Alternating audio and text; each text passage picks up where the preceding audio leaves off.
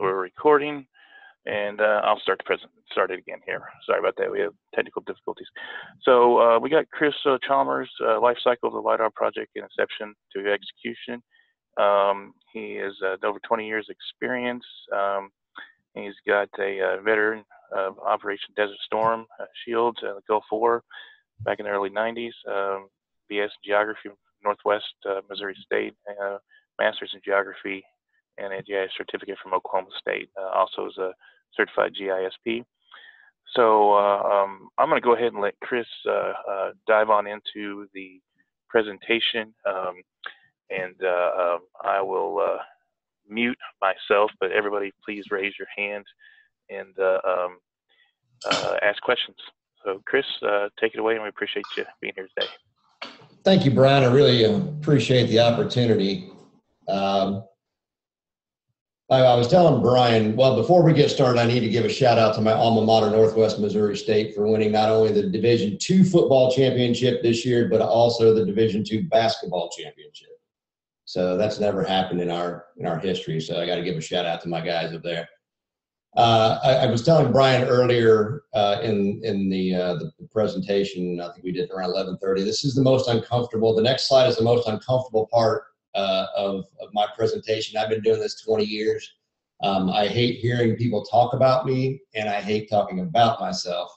But I think it's necessary for you guys to find out where I came from. It gives you a perspective of the type of experience that I have, not only in Georgia, but across the country.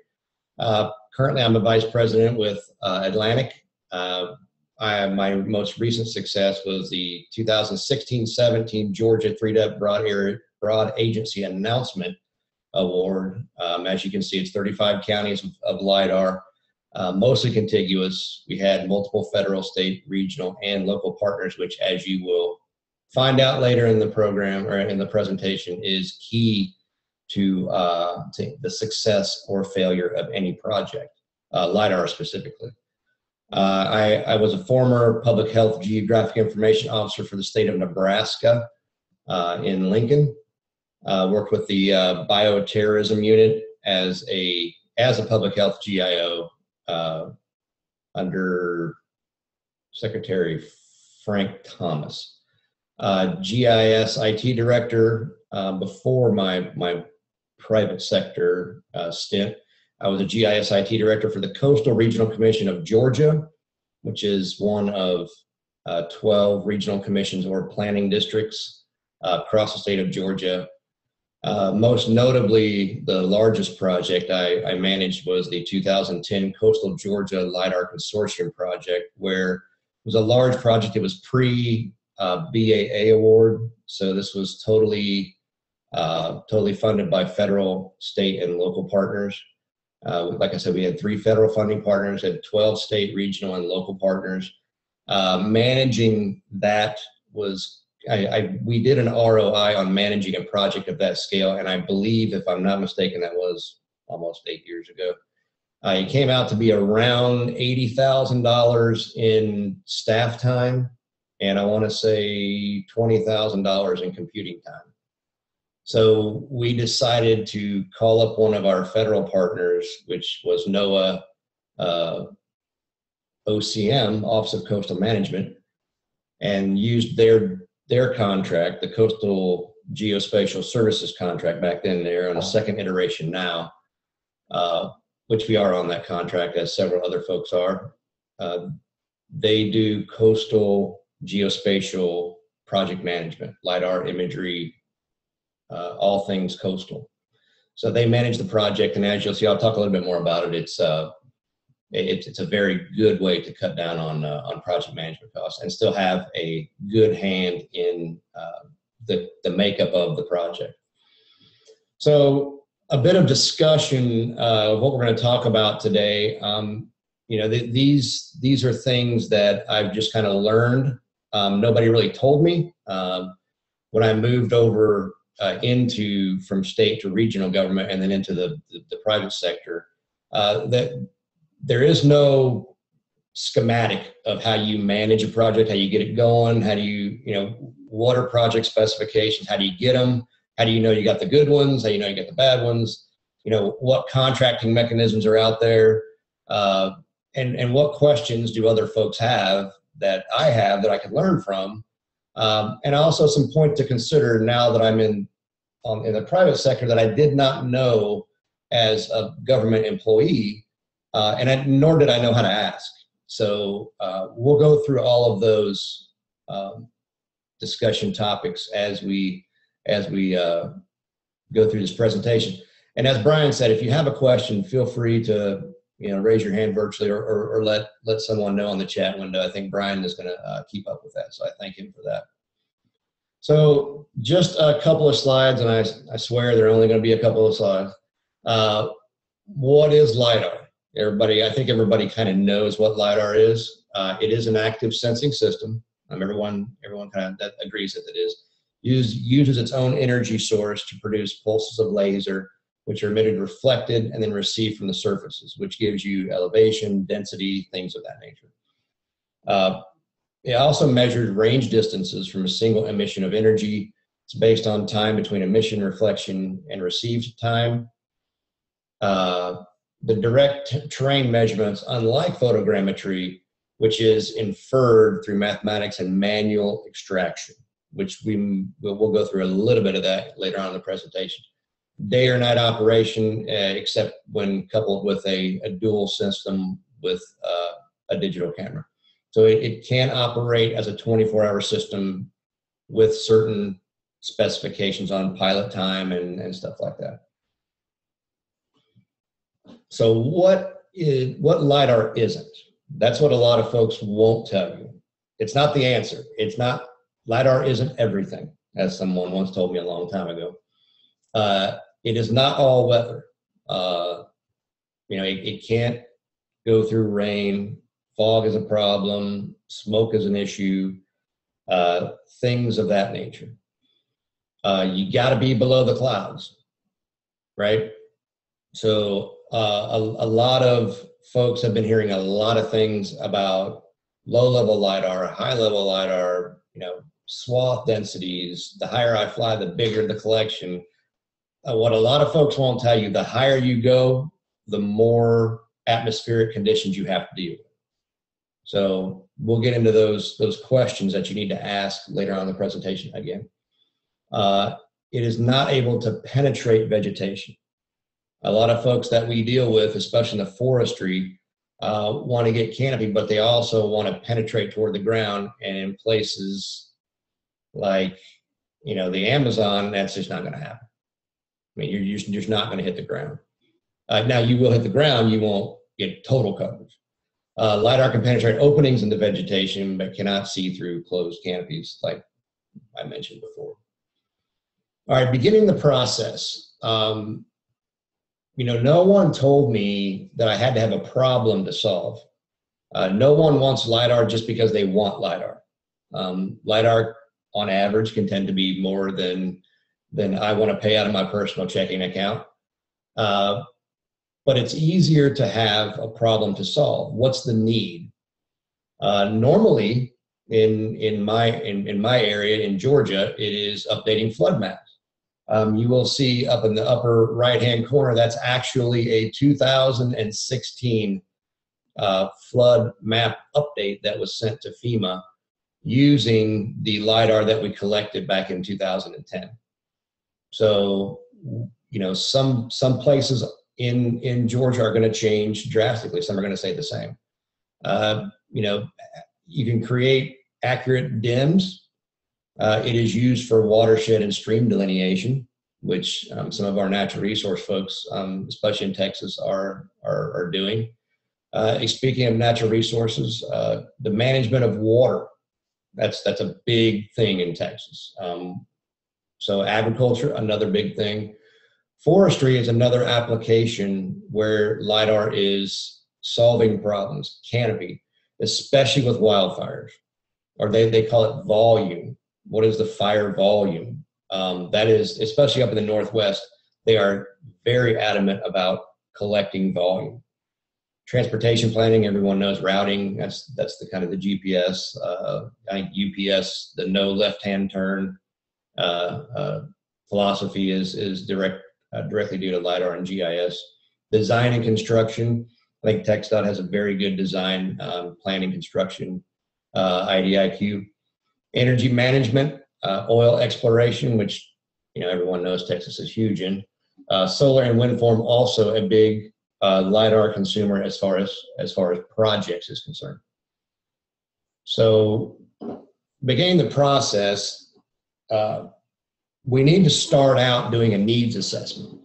What are the requirements? What kind of accuracies are you looking for?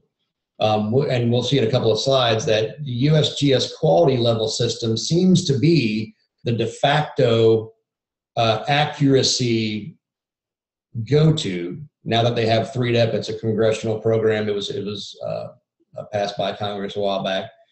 So this quality level seems to be the de facto standard by which the LiDAR is being judged, especially if you want to do federal. And it doesn't matter whether you want to go through a NOAA vehicle or a USGS vehicle or a Bureau of Rec or a forestry. They all go back to this QL level system. And you'll see it's 0 through 3, I think. What types of derivative products do you need to solve for your problems? So basically I knew when I had my project, I wanted to update my flood maps. That's the only thing that I knew. I had no idea about all these other uses that these folks needed. So hydro brake lines are a definite derivative. DEMS, contours, a lot of these, and you'll see later on in the presentation, a lot of these need to be asked right up front. What am I going to get? Am I going to get all of these? Can I get all of these? Is it extra if I don't get all of these? Or is it extra if I get all of them? Is it a cost savings if I don't get hardly any of them?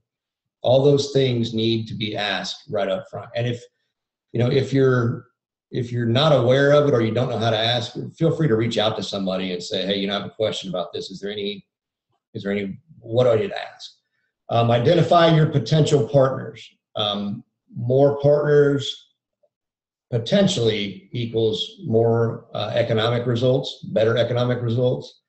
They always used to say the more partners, the more the cost will go down. That's not necessarily the case anymore, especially if they're not bringing any, not bringing any money to the project.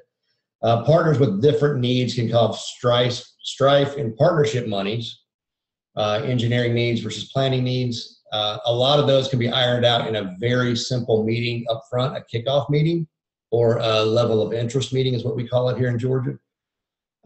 We do those all the time, and a lot of things get ironed out right there. And as the project goes along, or as the planning for the project goes along, there are certain stipulations that need to be hammered out. Is the point density tight enough? Is it too loose? Those things can be ironed out very, very easily. So I wouldn't get hung up on, all these strifes that can happen. State money versus federal money. One of the things we have with last year's BAA grant is some state agencies that receive federal dollars came to us and said, well, we can't be part of the project because we can't take our federal money and use it as match. Well, that was an incorrect assumption, because the USGS came out and has said, if you get any federal dollars you get for a mapping program especially can be used for partnership dollars if it goes to the states. So if it doesn't, it still can be used, but it has to go right to the USGS. So define your area of interest. Everybody, I say everybody, a lot of folks look at your area of interest and they think, well, it fluctuates. And they do. Mine fluctuated 5 or 6 times before I actually had 12 counties that wanted to get on board. We understand that. But you got to have a starting point. So, start with what you think it's going to be. Is the AOI contiguous, right? Are the counties all together? Is the state together? Is your boundary somewhat together if you have more than one? Because as you'll see later, flight lines matter. Anytime that they always say in the industry that the most expensive part of any project is getting that plane in the air and keeping it there. Once it lands on the ground, you got to fill it with fuel, rest the pilots, get it back up in the air. That's quite possibly the most expensive part. So if you can get that thing in the air and keep it up there, that's where you really start taking into account some economies of scale. Speaking of, the size of your project can matter. You know, everybody says that the larger the AOI, the more economy of scale you're going to take advantage of.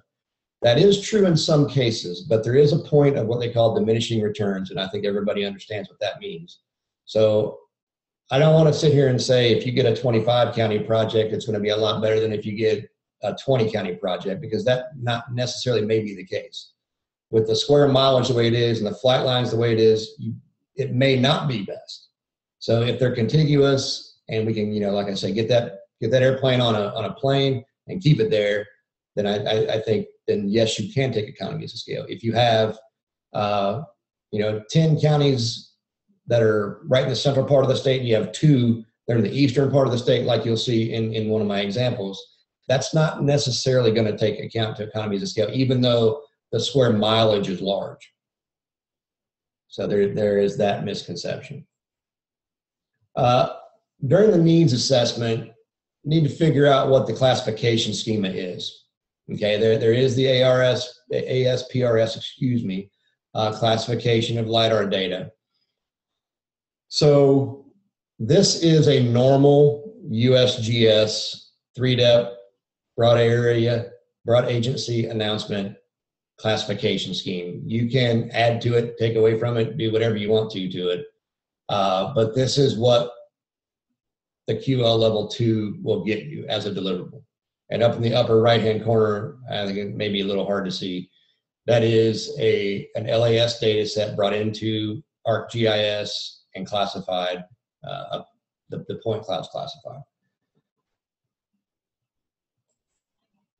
So some of the derivative products that you should be getting in a normal LiDAR project deliverable are a set of raw point cloud data, fully compliant with 1.4, LAS 1.4. As of right now, that is the spec that the federal government goes off of for contracting. So you're going to get that. I would say a classified point cloud, those two, that should be, and a DEM, obviously a bare earth surface. You should get those at a minimum. And you will get some other things like brake lines and things of that nature. Building footprints is not native to a federal contract 3-depth grant. It can be, especially the automated footprints. We do those all the time. Now, level of expectations need to be taken into account. So they are automated, so they're not going to line up correctly. You're going to have to go in and manually line them up, but they will be on top of the building. Impervious surface data sets, again, that's not a normal derivative of a 3-depth grant, but it can be. And then there's data fusion where you see imagery laid over or LiDAR laid over imagery and the point cloud versus the bare earth. That lower right, picture is an image of a bare earth surface with the point cloud laid over the top of it. So what are these accuracy requirements that I'm supposed to be looking at? It just depends on what you need it for. If you need a tight data set, if you need it to be very, very tight and accurate and dense, then you may want to look at QL0, which is 8 points per square meter with a precision of 3 RMSE and a swath differential of 4.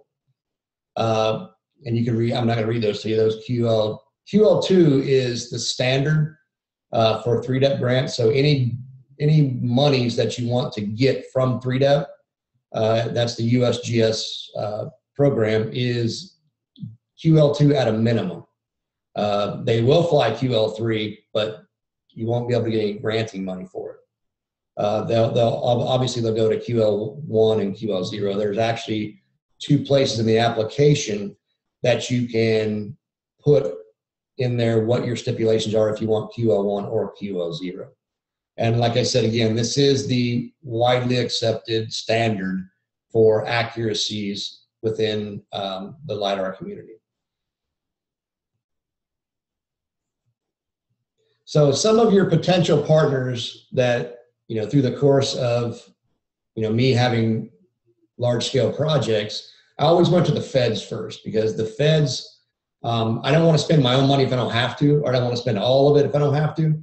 So I always look to the USGS and FEMA, for flood mapping, the Forest Service for the canopy, Bureau of Rec for parcel information, NRCS, watershed delineation, and NOAA for coastal storm surge and modeling, and beach renourishment and things of that nature.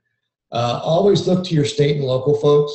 The more partners that you have contributing, especially to the 3DEP grant, this is one way to get your project kind of elevated to the top, or near the top, is to have multiple partners and multiple levels of government. So having a local and a regional and a state and a federal will look a lot better if you just had a bunch of locals and no state or federal involvement.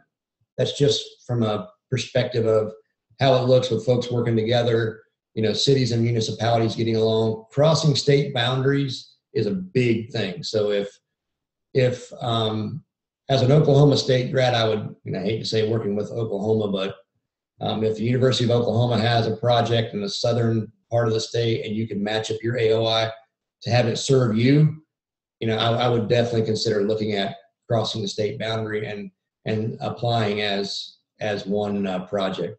We did that in Alabama and Georgia.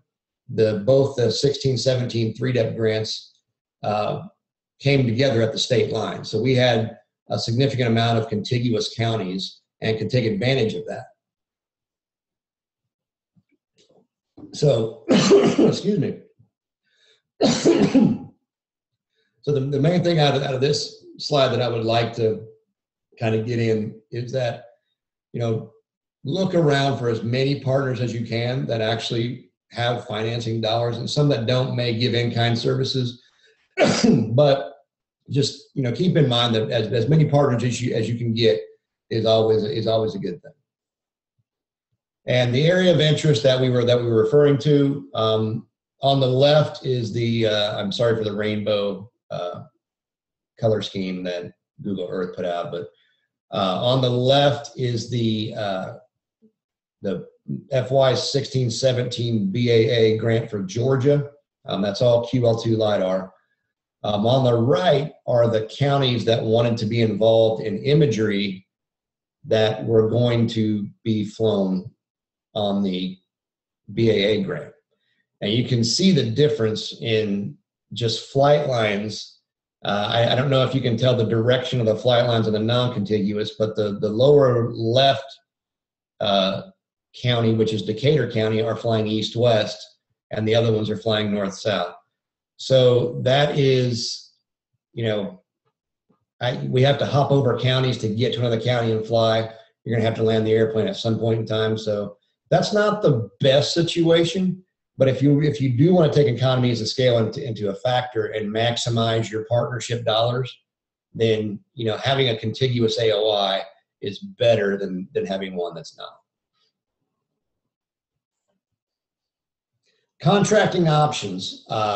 This is another thing that was not explained to me in great detail when I started my project management career.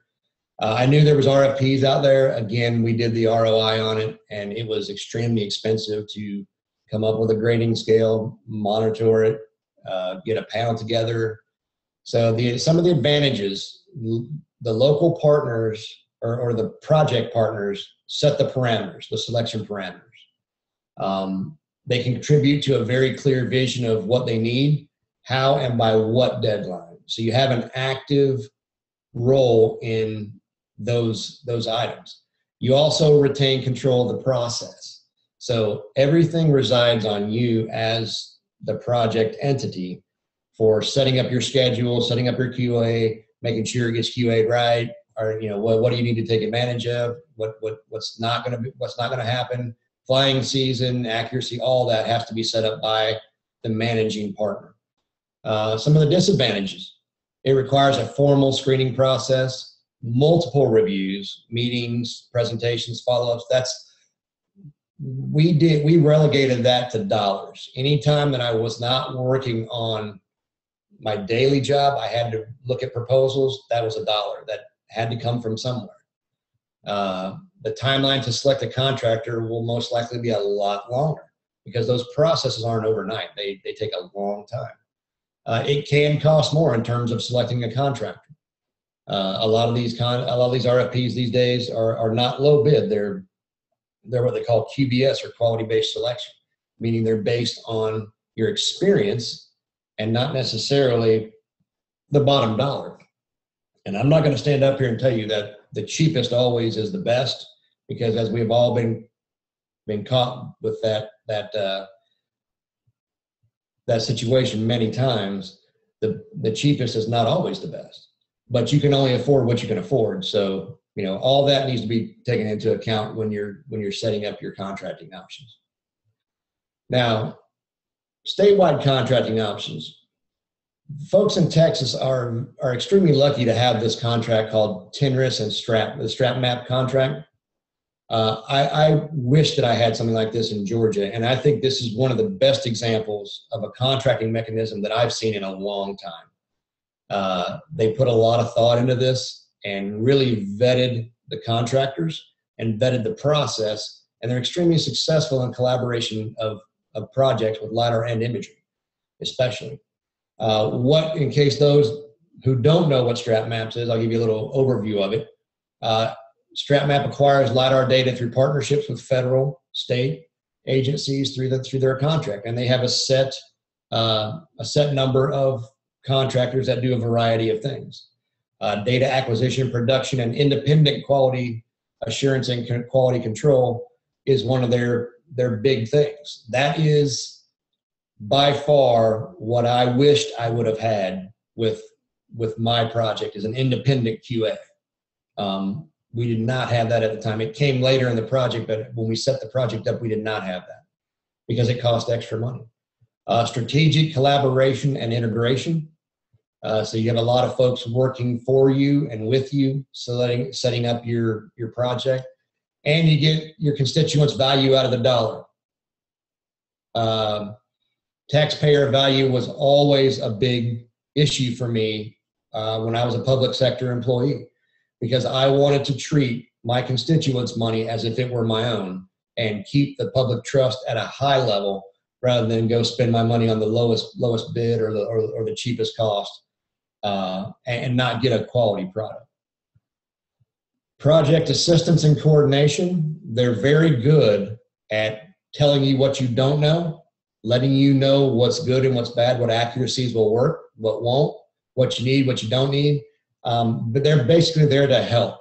And it is a huge support mechanism for the state of Texas. I have to say, it's spawned some fantastic projects. There are two web links right there, website links, one for LiDAR, some of the projects they're working on right now. And the second one is the overall StratMap contract. So if you want to know what the contract is all about, please visit those two websites and you will have more information than you probably ever wanted to know about both those subjects. I would be remiss in my duties as a subcontractor of this contract. We're teamed up with AppGeo. Some of you may know Jim Scott, the former Texas GIO. He's one of our partners. Richard Wade is the Texas GIO. He's the current GIO. Felicia Ritiz is the deputy GIO.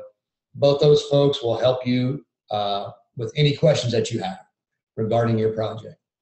What you need to set it up, how you get the message out, things like that. Gayla Mullins is the remote sensing specialist for the StratMap contract, and Joey Thomas is a LiDAR specialist for the contract. So all four of those individuals are very experienced and can help you out with any of your project needs or questions that you may have. So I strongly recommend that you contact them if you do have a question about setting up your project or accuracies or anything like that. Or if you just want to fact check what I'm telling you, you can also do that. One of the federal, well, I would say one of the biggest federal contracting options that you have out there to you is the USGS 3DEP GPSI 3 contract. That's a mouthful to say. Luckily, I have a big mouth, so that's not a problem. Geospatial Procurement Services Contract. So basically, this is a LiDAR program that has funding. It has congressional funding for LiDAR. And there was a House bill introduced, I believe it was 369. I'm looking for my documentation here. 698, it's a landslide bill that was introduced this month for, oddly enough, landslides. It actually is going to require that more money be given to the 3DEP grant for landslide evaluation using elevation data,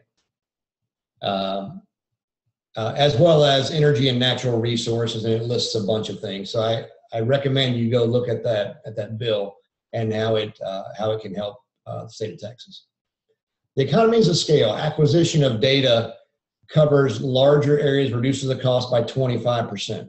Now, again, that's a blanket statement if you have contiguous counties. That is absolutely true.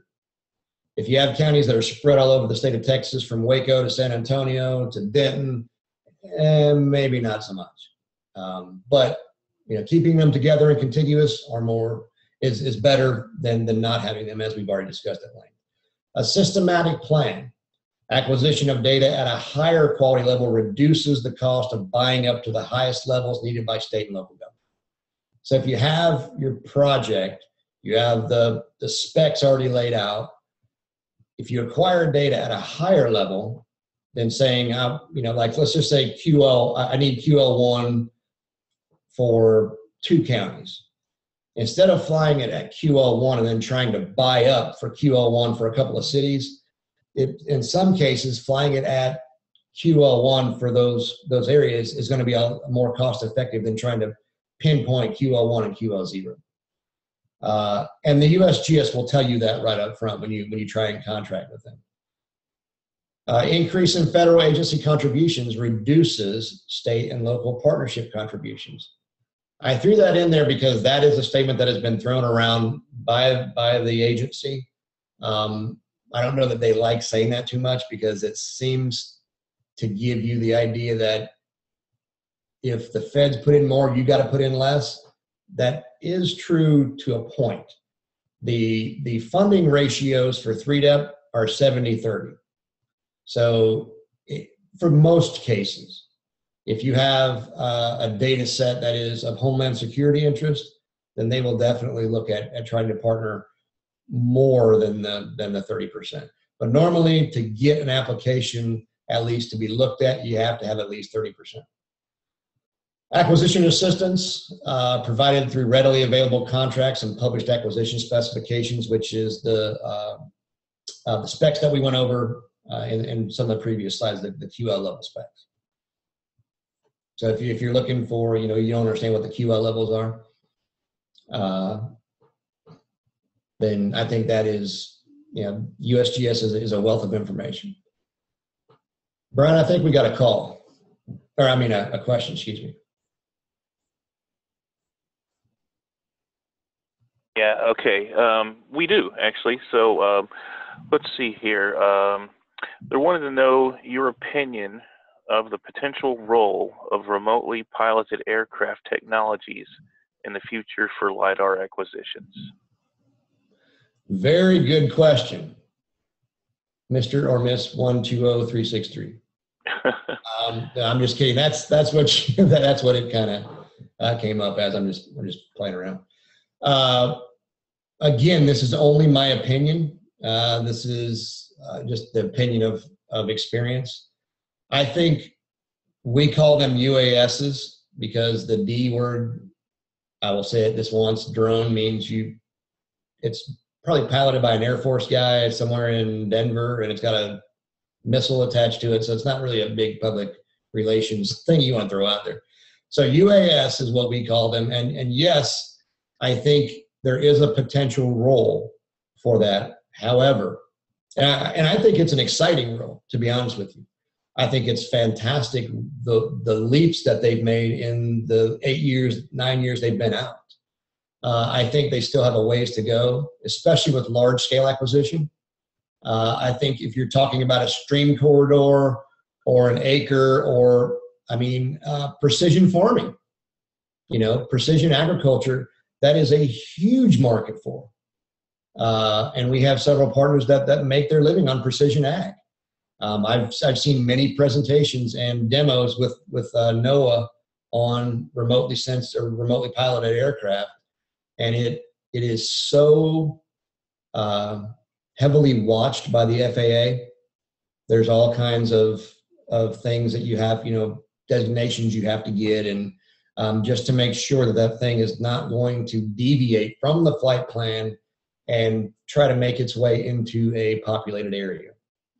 I do know that some of the exceptions are educational institutions that own their own property. They can fly those without exception for collecting data for research purposes over their own campuses. And I know there are several folks, I'm sure, on this call that have those licenses from the FAA. But I think for right now, for large scale mapping, I think it's kind of not there yet, but it definitely has its place in small scale mapping projects. Good question. Thank you. Getting back to the contracting options, there are other. I hope I answered your question. If I didn't, raise your hand again. I can take another shot at it. Some more contracting ideas are the Army Corps of Engineers has several offices. They call them districts that own contracts. They often borrow capacity from one another. St. Louis District, the IDIQ, is similar to the USGS's GIPSY contract, but it's not a granting program. It's a nationwide surveying mapping program. They have, if you get on their website, they have Omaha District, New Orleans District, Mobile District. There's just all kinds of districts out there that are willing to manage your project if you have one close to you. That other local districts, could be an option. So there are definitely several options out there for the Army Corps. NOAA, I've already mentioned NOAA, the Office of Coastal Management. We're a big, Georgia is a big supporter of that, the USGS and the NOAA contract. If you're a coastal state, which you definitely are, they are very interested in helping you and working with you, especially in LiDAR and imagery. Oftentimes they do, renourishment and things of that nature. U.S. Forest Service, they also have regional IDIQs available. Bureau of Rec, they have an IDIQ contract surveying and mapping for 17 states west of the Mississippi. Then you have the GSA Schedule 99. That's just a federal government pricing model that you can take advantage of.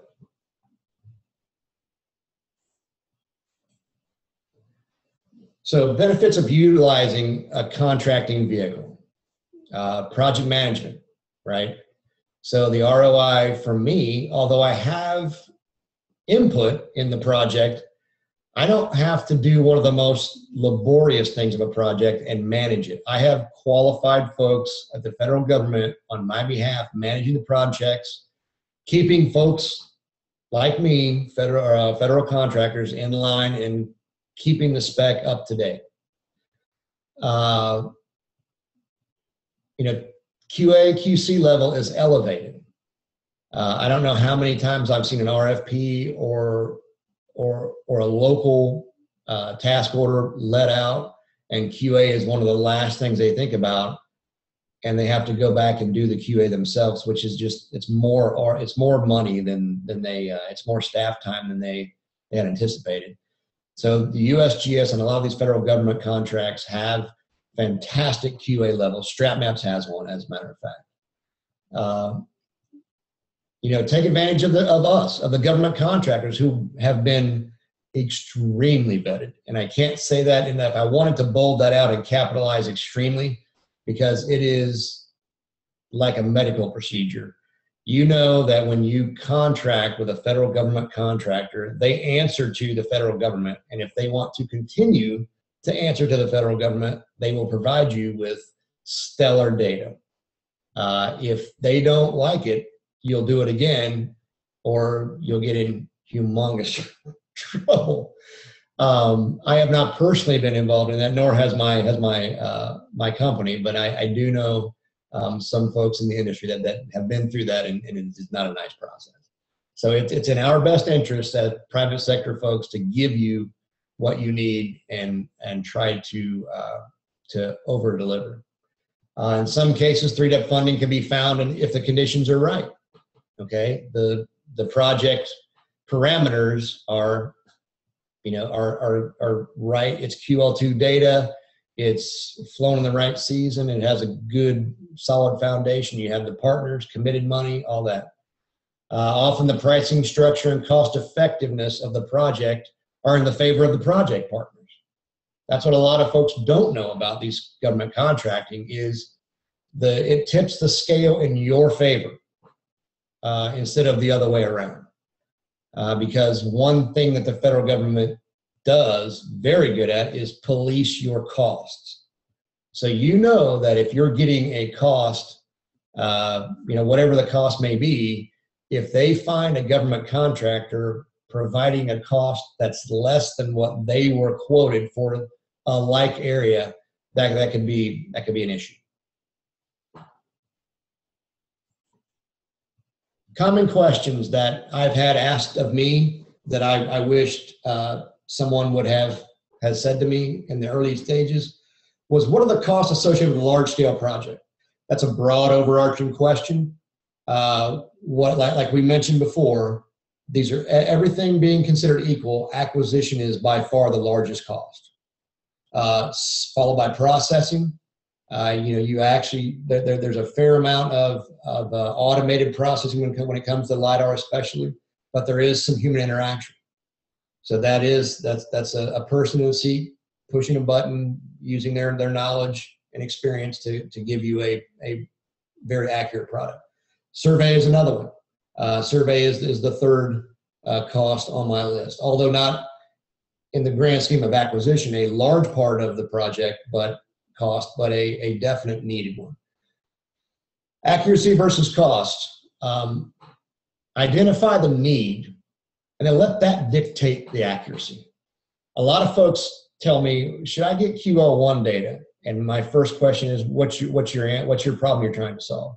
Well, I need flood maps. Well, you really don't need QL1 data. I mean, now if you're absolutely adamant about QL1, I'll sell you QL1, it's going to be expensive, but you don't really need it for flood maps. Again, an overarching question, a broad question. There may be some considerations where you do need QL1 for certain areas of the country to make flood maps. Economies of scale. Understand the scale. What's the bottom? Okay, at what point do my economies of scale stop and the level of diminishing return starts? That's one thing that I wish that I had that I did not. And any government contractor, private sector person that's worth their salt will give you that number. Because we don't want to get ourselves in trouble quoting you something, and then you extrapolate that cost to your partners, and then you come back and you say, well, hang on a minute, you said it was this, and you didn't understand that the diminishing return value was quite a bit less than what you had anticipated. So, managing expectations in economies of scale are definitely need to be thought about and asked. And like I said, if you don't know, please ask somebody. What's the average turnaround time on a LiDAR project? I get that question asked all the time. My answer is depends. I know that's a sorry answer for somebody to give, but it does depend. Especially in the area of the country that you reside. In the Southeast, especially above the Florida state line, we have a very, very small acquisition window. Normally, it goes from November until mid-March is when the leaves start coming on the trees. If you want leaf off. If you want leaf on, then it's reversed. And then if you get the task order early in the acquisition season, you're likely to get a 12-month window. It could be less than that depending on the area of interest. How large the area of interest is, I should say. Points to consider. Manage your expectations. Ask every question that you possibly can before you go to contract, whether you be an RFP or statewide or Fed or whatever. And a lot of these expectations, if you're not putting it out with RFP, will be brought up in the scoping meeting that you have with the state or the feds. Finalize the AOI as soon as possible. As soon as you can get an AOI to the state or the feds or your contractor of choice, do that so they can plan it, give you a good solid estimate. Because a lot of these projects that we're seeing, they fluctuate a lot, and if you go back and have estimates going back and forth, they get lost. So finalize it as soon as you can. Finalize the specs as soon as you can. So you're giving the federal government what they need right out of the gate, so there's no misunderstandings. If you want QL2, find out what it is and ask for it. What are factors that sink a project? Too much area at the end of the money. I put that in there because a lot of folks say, well, if it's $180 a square mile for QL2, that means I got 10,000 square miles, but I actually want 15. So let me see if I can get them to give me 15. That's kind of an unrealistic expectation. Again, utilize your partners, utilize the folks that do this for a living in the federal government. They will help you out a lot. A matter of fact, if you use the feds, they will get a government estimate on their own and tell you if you're paying too much or you're right on the money. How do I ensure success? Build a plan that has a solid foundation, right? Talk to your partners, get your spec. That's a solid foundation will take you far. Let someone else do the heavy lifting, right? If you can do a federal contract or a state contract, I would do it in a heartbeat. They will give you as much or as little control as you want in your project. What's this mean to you? And when it comes down to it, you got to answer to your board of directors, your boss, your constituents, your whoever you answer to. Choose a contractor that will utilize the appropriate mapping system technology to meet your needs.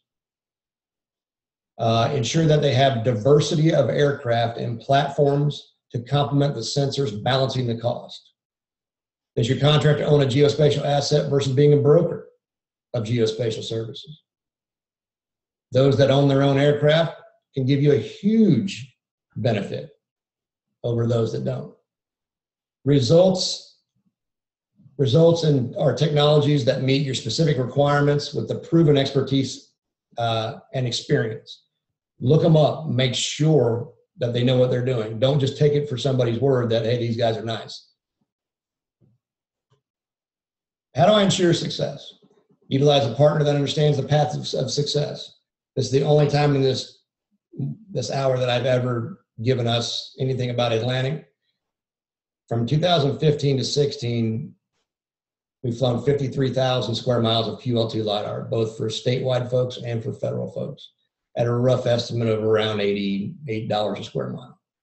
It's been ingested into the NED, passed by QA with USGS, so that's what the experience that you get.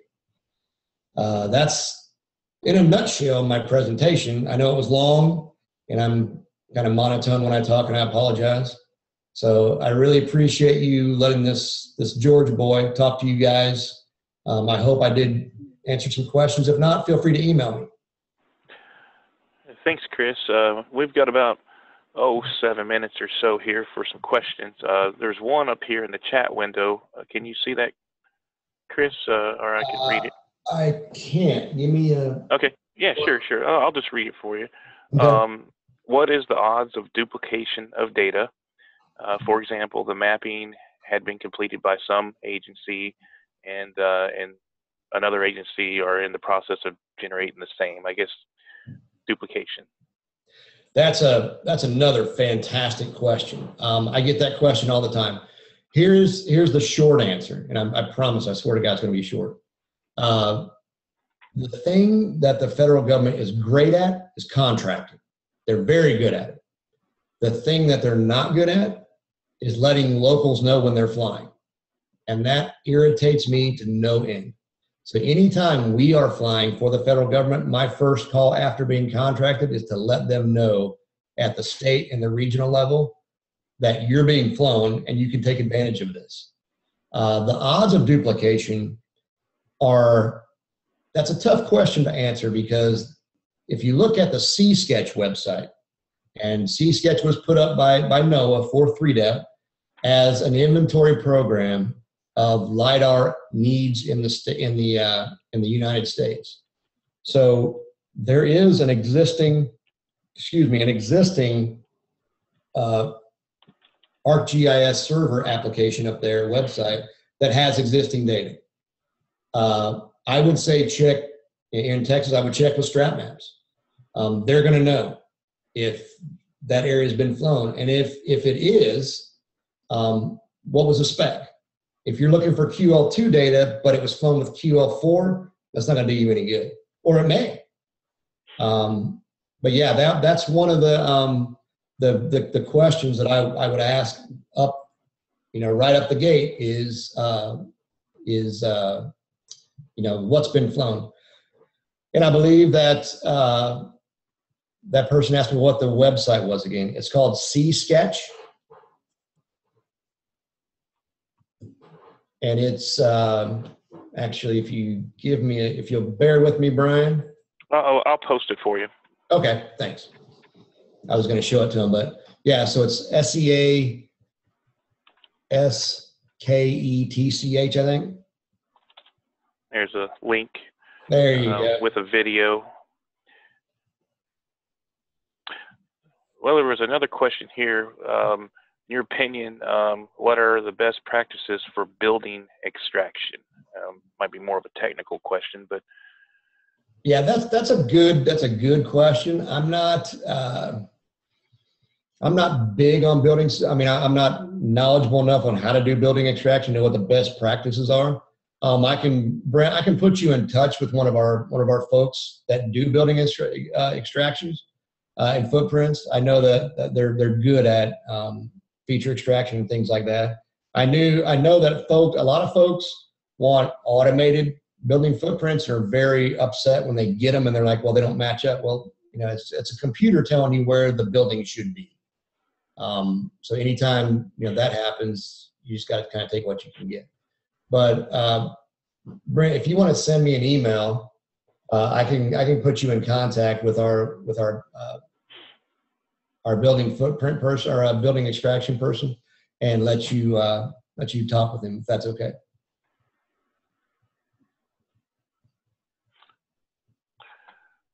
okay. Oh yeah, we have another one here. If a large scale, greater than 1,200 square miles, impervious cover derivative product is desired by a municipality, would QL2 LiDAR generally be accurate enough? This is from Jeremy George. Thanks, Jeremy. That's man, you guys got some good questions. Yes.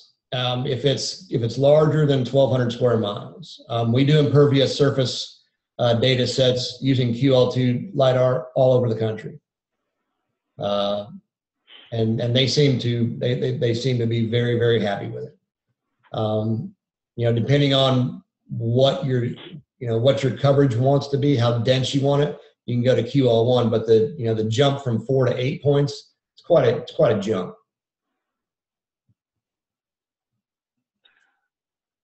All right. Well, we've got about 3 minutes left here. So, Chris, definitely want to thank you for taking the time. Yeah, I think it might be a good idea that we get with your technical person and maybe do a follow-up webinar in a couple months, just basically focusing on technical questions, if that's something maybe we can talk later about. Sure. Okay, but people are starting to say thank you. They're going to be taking off here soon. At our height, we had 67 people online. I want to go ahead and let everybody know that our April talk, the 25th of April, same time, noon to 1 Central Time, will be done by Dr. Jim Abbott. He's the lead geoarchaeologist at TxDOT, and he's the one that developed the archaeological predictive modeling program, and that can be used for TxDOT PCRs, and so it's going to be a very good topic and conversations. Great for to deal with antiquities laws and planners for engineers to incorporate archaeological considerations into the early stages of the planning process. So please join us for that. And Chris, I'll talk to you afterwards, and if there's any further questions, send them to us, and I'll make sure Chris gets them. And also, if you please provide us with your full name so we can email out PDHs. So, Chris, thanks again. Yeah, thank you. And I'm sorry I missed Mappy Hour earlier in the week, last week. Yeah, we'll definitely be holding them a lot more. So appreciate it, everybody. And we will see you all next month. Thank you very much, Brian. I appreciate it. Take care.